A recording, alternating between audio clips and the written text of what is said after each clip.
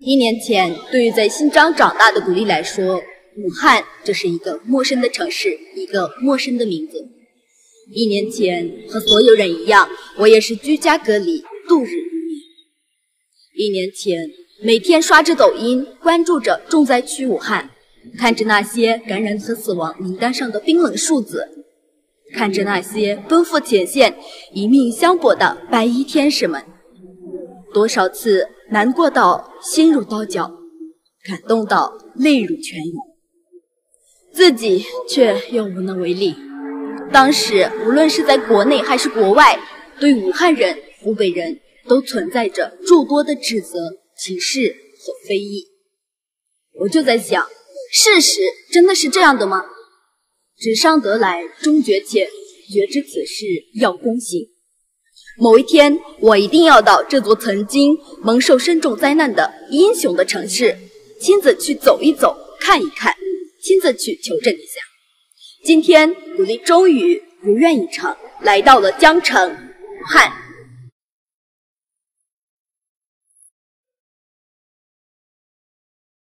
为了缅怀因抗疫牺牲的英雄，为了验证眼见为实，古力告别扬州后，马不停蹄地赶到了扬州上游的武汉。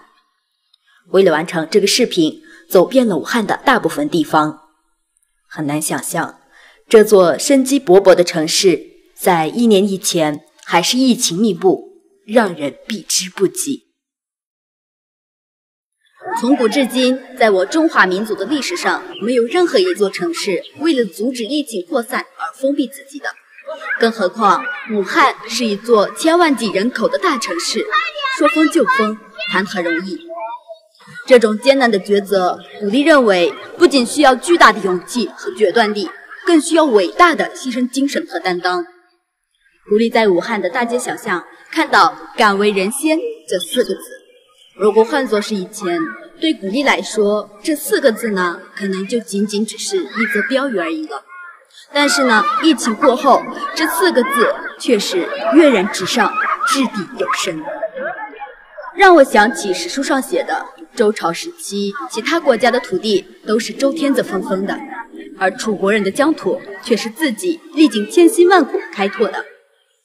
古力似乎恍然大悟，这种敢为人先的精神，原来早在2000多年前就已经融入到了楚人的血脉之中。更是在去年的疫情期间，荆楚大地的英雄儿女们演绎了现场版的敢为人先。钟南山院士也说过，武汉封城76天，1814个小时，换来了至少让中国减少70万人感染。这期间，武汉人承受了什么？或许只有他们自己才有发言权。封闭一座城，守护一国人。为了阻断新冠病毒向全国扩散，武汉人民、湖北人民毅然决然地向疫情宣战，封闭自己，隔离屏障，只为华夏如初，手足一样。古力今天亲身来到武汉，向湖北、向武汉的所有同胞们致敬，感谢你们的英勇付出。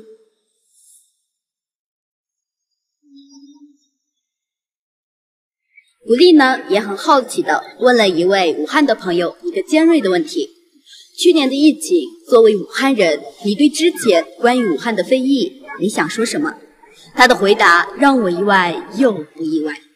他说，非议倒是不值一提，我倒是想对那些曾经支援武汉、支援湖北的人说声谢谢，你们的恩情作为湖北人没齿难忘。是啊，每当国难当头，总有无数中国人背井离乡，视死如归。很多外国人总说中国人是没有信仰的国家，可是他们岂知道我们中国人信仰仁义礼智信，信仰家。这个家不仅是自己的小家，也是家国。为了这个家，危难关头马革裹尸，他们也在所不辞。很多奔赴武汉的白衣天使，他们和我们所有平凡的人一样，是某位老人的子女，也是某个孩子的父母。然而，他们为了我们的大家，舍弃了小家。有些人的生命却永远定格在了武汉，永远留在了战场。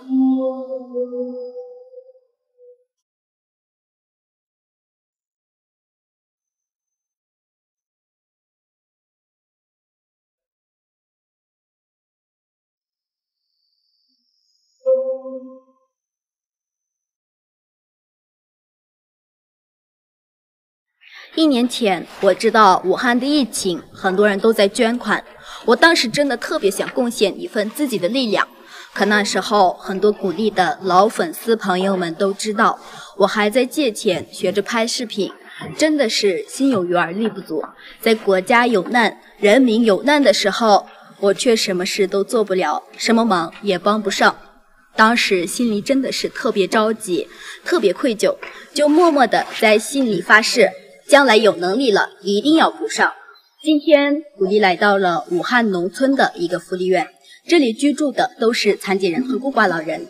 鼓励捐助了1000元，虽然也是微不足道，但力所能及了。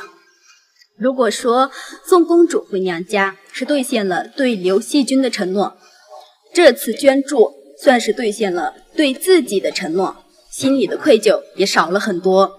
也想对武汉的朋友说，这也是鼓励代表自己粉丝的资助，是你们支持鼓励的视频和带货，才让鼓励有能力兑现自己的承诺，是你们让鼓励走得更高更远。姐姐您好，我是新疆的鼓励，然后这个1000块钱是我给福利院捐了1000块钱，然后一点心意不成敬意，希望你们收下。然后新年快乐！谢谢。昔人已乘黄鹤去，此地空余黄鹤楼。黄鹤一去不复返，白云千载空悠悠。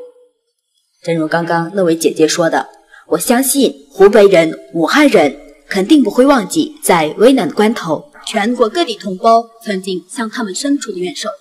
全国各族的同胞也肯定不会忘记武汉人、湖北人敢为人先的付出，而我们所有中国人都不会忘记，在危难关头，我们伟大的国家、伟大的党，在这一刻救万民于水火的英明决策和担当。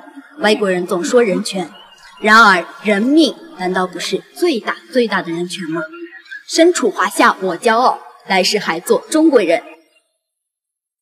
我是新疆维吾尔族的丫头古丽，我在武汉呼吁，危难终究会慢慢过去，但历史和英雄们，我们永远不会，也不能遗忘。2020年已故的抗疫英雄们，没能挺过疫情的同胞们，你们一路走好。